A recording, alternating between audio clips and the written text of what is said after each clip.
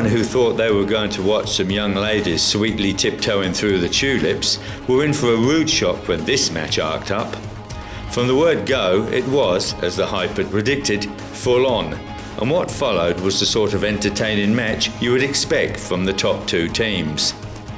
Play went from one end to the other when a well-placed in-swinging free kick from Dynamo's number 8 saw State League player Lisa Ward catching everybody by surprise with a well-placed header.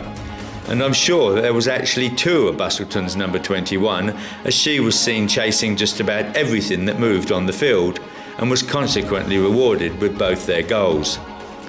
Despite the looming storm and war paint, it was a great match, and it was hard to pick a best on field, as it really was a great team effort from both sides.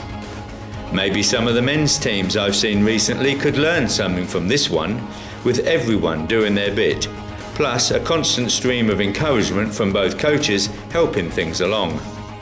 Whilst everyone loves to win, both sides would have to be happy with the 2-2 draw. Well, till next time anyway.